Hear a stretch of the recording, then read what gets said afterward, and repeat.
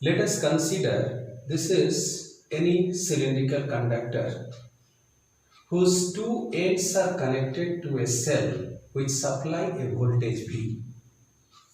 The electric field is shown along the direction right to left. You can understand if the cell, this is cell positive, then this is positive, this is negative, and this is the direction of electric field.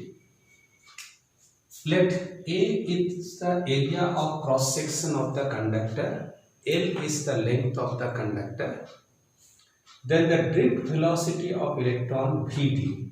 You know electrons move opposite to the direction of electric field.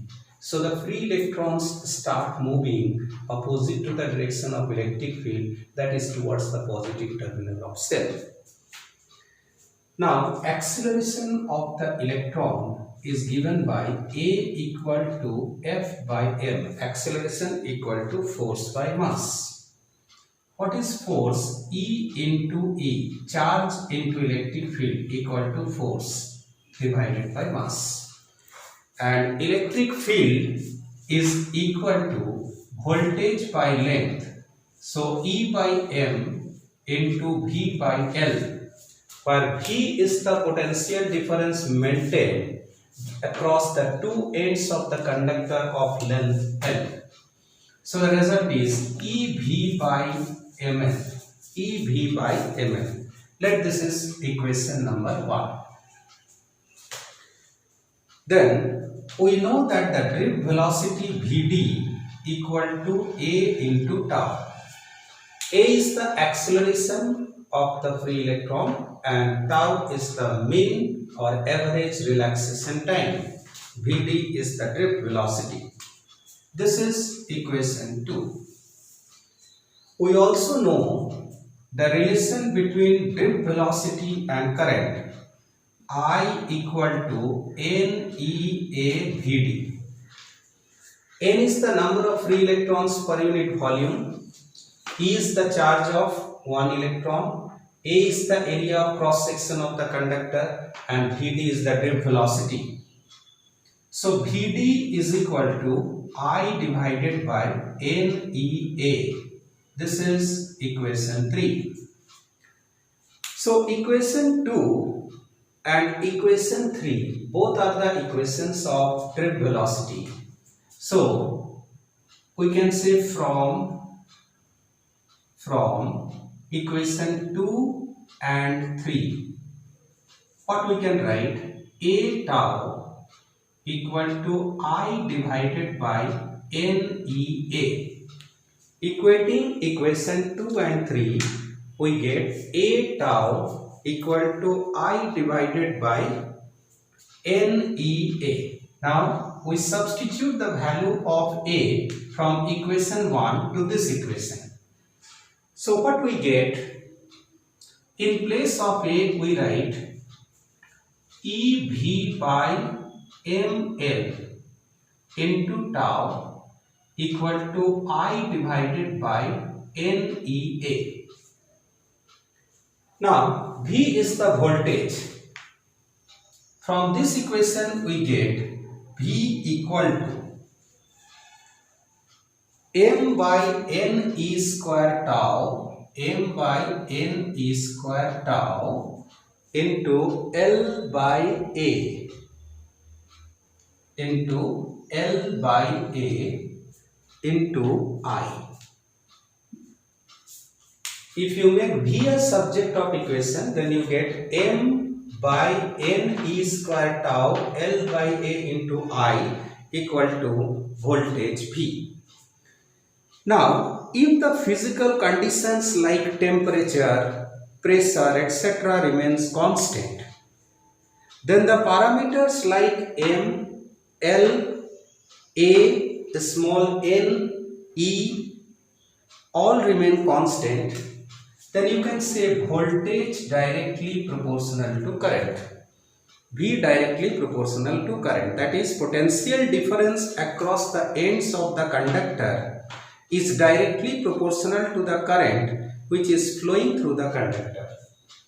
So we write V equal to R into I. V equal to R into I. Let this be equation 4, let this be equation 5, and this is equation 6.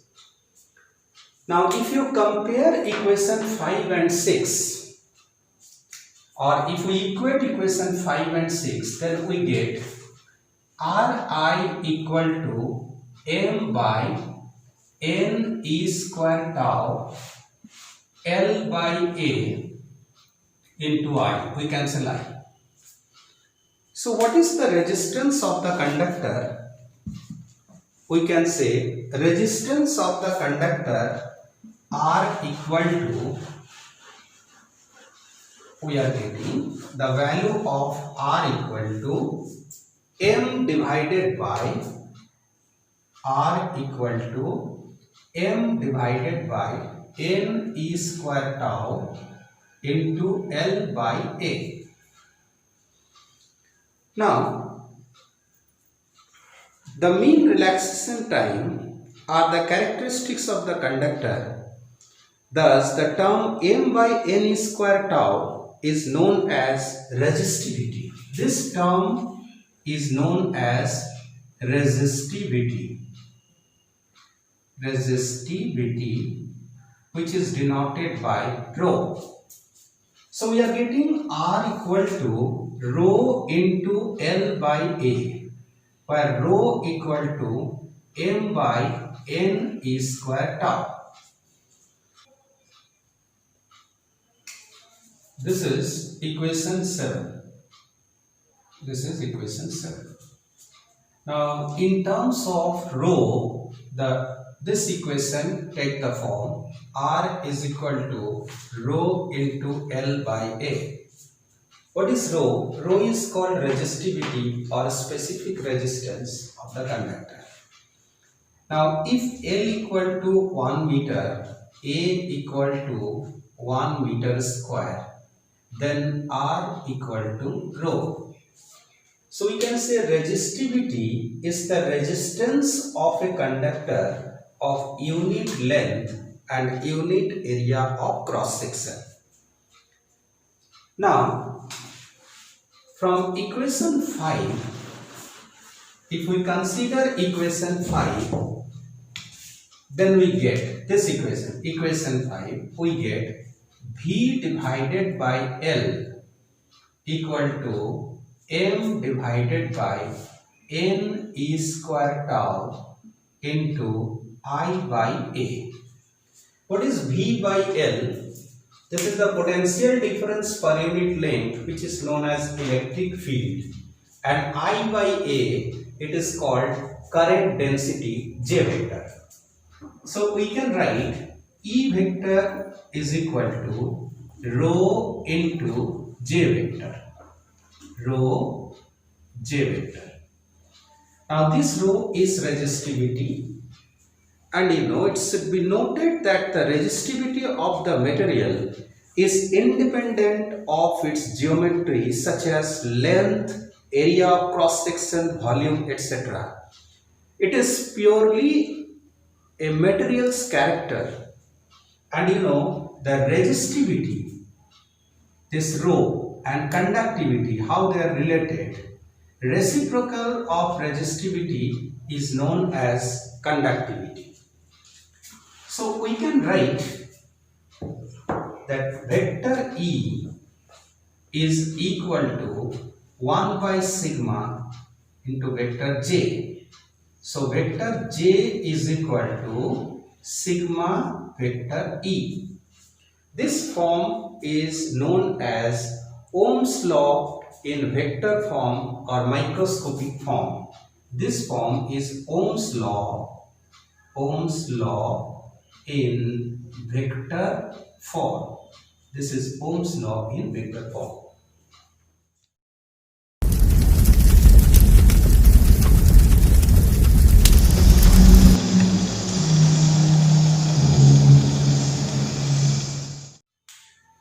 When the temperature of a metallic wire is raised, its electrical resistance increases. This can be explained this way, that is, when we have seen the proof of Ohm's law that the electrical resistance R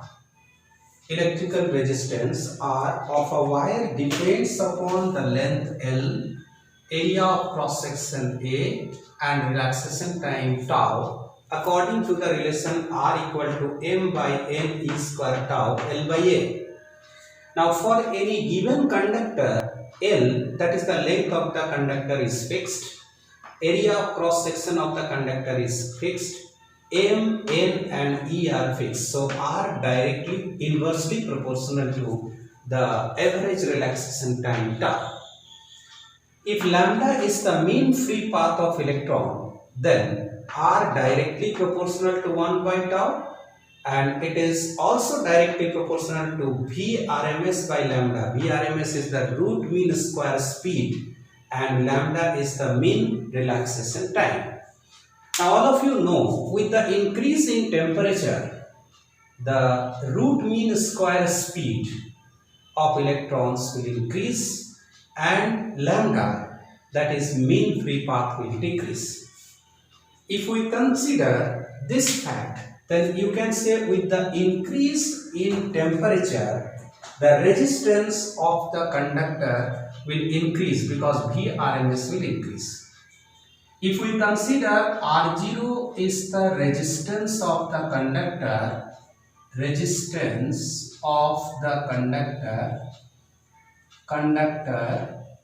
at 0 degrees Celsius, RT is the resistance of the conductor at T degrees Celsius. So when the temperature increases from 0 degrees Celsius to T degrees Celsius, then the increase in resistance RT minus R0 is directly proportional to R0 and is directly proportional to temperature difference T minus 0. So if we combine these two equations, then we get RT minus R0 equal to, is directly proportional to R0 into T. Now we are going to discuss about a constant which is known as temperature coefficient of resistance, which is denoted by alpha. So RT minus R0 equal to alpha R0 into T.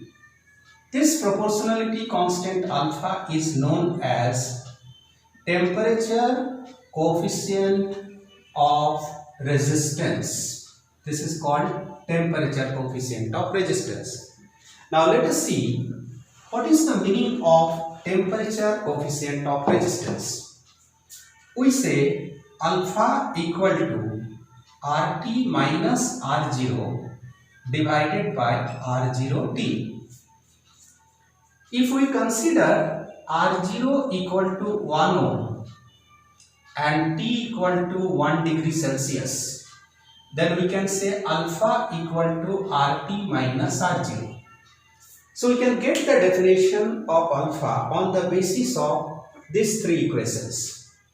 We can say if we consider a conductor of resistance 1 ohm and if we increase its temperature by 1 degree Celsius, then the increase in the resistance of the conductor is known as temperature coefficient of resistance of the conductor, and its unit is, the unit of temperature coefficient of resistance is ohm by ohm into degree Celsius. So we can say its unit is per degree Celsius. Therefore, if the resistance of a conductor is 1 ohm and if its temperature increases by 1 degree Celsius, then the increase in resistance of the conductor is known as temperature coefficient of resistance. Remember, for most of the metal, the value of alpha is nearly 1 by 273 per degree Celsius. Hence, if we put the value of alpha in this equation, then what we get? If we put the value of alpha equal to 1 by 273, then what we get? Alpha equal to 1 by 273. We have RT minus R0 is equal to alpha R0 into T. Now, if we move to one more step of this calculation, then we get RT equal to R0 plus alpha R0 T. So R0 common 1 plus alpha into T. Now if we put the value of alpha equal to 1 by 273 in this equation, then we get RT equal to R0 1 plus 1 by 273 into T. So it is RT equal to R0 273 plus the small t by 273. Now this small t is the temperature in degree Celsius. So if 273 is added to this T, it will give the temperature in Kelvin scale, which is denoted by capital T. So what we say, RT equal to R0 into capital T by 273. But this R0 is the temperature of the conductor at 0 degree Celsius. Its value is constant. So we can say RT directly proportional to T. It means as the absolute temperature of the conductor increases, its resistance will also increase.